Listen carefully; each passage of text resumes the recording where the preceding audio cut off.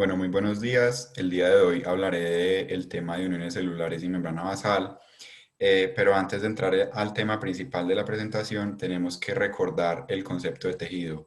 Entonces, un tejido es un conjunto de células o estructuras que al unirse me cumplen con una función determinada. Existen varios tipos de tejidos. En el que me enfocaré hoy será el epitelial, pero también adicionalmente existe el conectivo, el muscular y el nervioso. Bueno, rápidamente les cuento que el tejido epitelial se puede dividir en dos principales grupos, el de revestimiento y el glandular. El tejido que vemos a la izquierda se puede clasificar como un tejido epitelial de revestimiento cilíndrico simple que se suele hallar en el intestino delgado. Y el que encontramos a la derecha es un tejido epitelial glandular ramificado alveolar mixto compuesto. Y estos serían glándulas salivares. Esto pues es como un pequeño contexto, pero no me enfocaré en la clasificación de los tejidos epiteliales. Bueno, entonces las uniones celulares pueden clasificarse de dos formas, según su estructura o según su función. Según la estructura, podemos encontrar a la zónula, que es básicamente esta roja que estoy señalando con el cursor, y le da una vuelta entera a la célula y la amarra como si fuera una cuerda. Esta azul de acá sería la fascia o banda, que solamente cubre una cara de la célula. Y finalmente tenemos a las máculas, que son estas verdes, que tienen forma de botón o de círculo. Y según su función se pueden clasificar como unión ocluyente, que sella el espacio entre células, regulando así el paso paracelular de sustancias de una zona apical a una lateral. También tenemos a la unión adherente, que es mucho más fuerte que la ocluyente y se puede comparar, por ejemplo, con un velcro, que es una estructura muy fuerte y difícil de despegar. Y por último está la unión comunicante, que permite intercambiar sustancias entre los citosoles de las células por medio de tubos o de canales. Bueno, empecemos entonces con la zónula ocluyente. La zónula ocluyente es un tipo de unión que se encuentra en la zona apical o superficial de la célula. Tenemos tres tipos de proteínas en esta unión. Están las proteínas transmembranales, las proteínas pues, de la placa citoplasmática y las proteínas del citoesqueleto. Entonces, en las transmembranales encontramos a las ocludinas, las claudinas y las YAM, que serían estas de aquí. Las ocludinas restringen el paso de sustancias, las claudinas hacen que la zónula sea más permeable, dejando pasar cierta cantidad de sustancias, y finalmente las YAM, que forman las dos que ya mencioné, o sea, las ocludinas y las claudinas. En la placa citoplasmática encontramos a las zonulares 1, 2 y 3 que unen pues esta sería la placa citoplasmática y unen a las transmembranales con las proteínas del citoesqueleto. Y las proteínas del citoesqueleto, la principal son los filamentos de actina. Bueno, ahora vamos a hablar de la zónula adherente.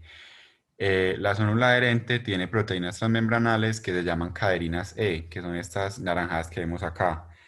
Eh, También tienen en la placa citoplasmática unas que se llaman cateninas y en el citoesqueleto los mismos de la zónula ocluyente, que son los filamentos de actina. Como ya sabemos, recordemos que la zónula adherente tiene mucha más fuerza que la zónula ocluyente. Bueno, ahora pasemos a hablar de de la mácula adherente o el desmosoma.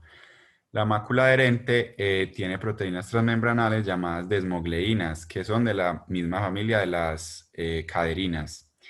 En la placa citoplasmática encontramos a las plaquinas, o sea, estas cafés que vemos acá, y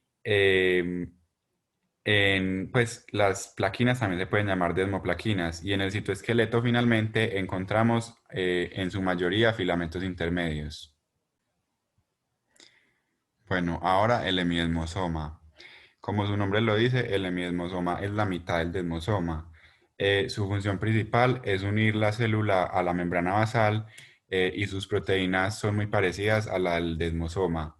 En las transmembranales tenemos a la integrina, que es esta de acá. En la placa citoplasmática a la plaquina, que es esta rosada o roja.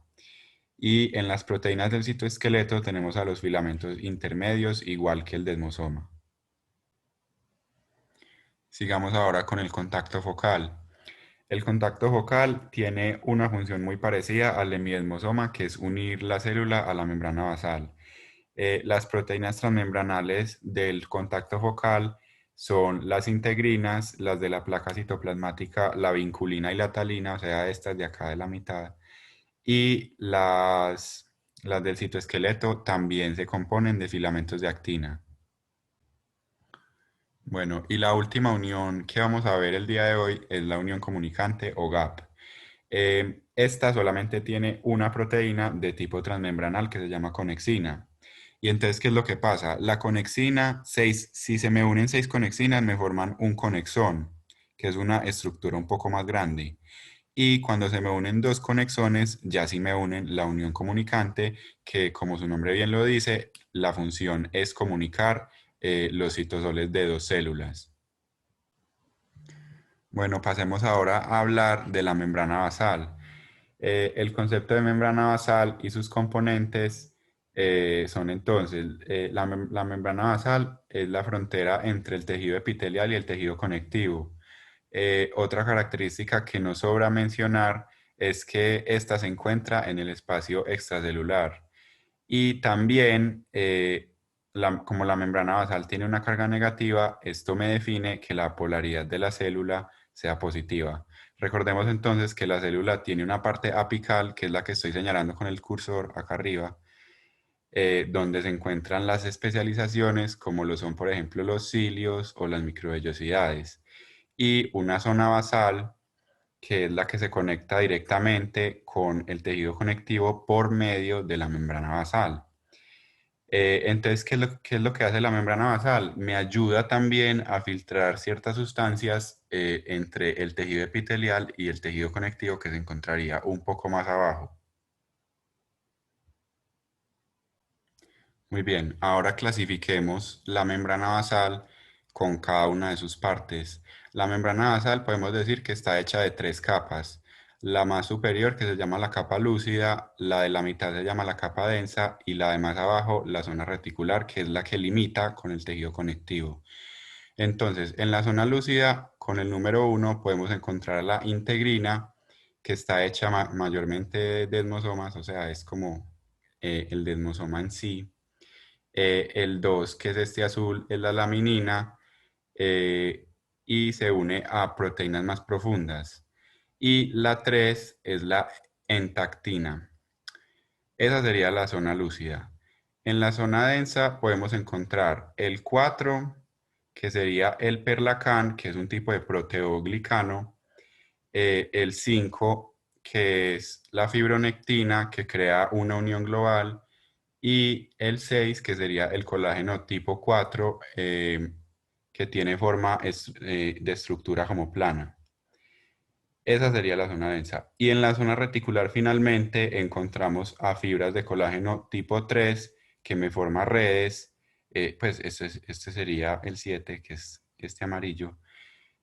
Fibras de anclaje que son con colágeno tipo 7 también, y va desde la porción densa hasta la porción reticular, que sería hasta 8. La 9 de acá serían las fibras elásticas inmaduras que tienen poca elastina y van desde la porción densa hasta la porción reticular, pues más como a lo profundo. Y finalmente la 10 que está acá son los cuerpos densos y tienen colágeno tipo 4 y su función principal es de anclaje. Bueno, muchísimas gracias. Acá dejo mi bibliografía que usé para hacer esta presentación y ojalá les haya sido útil esta información. Hasta luego.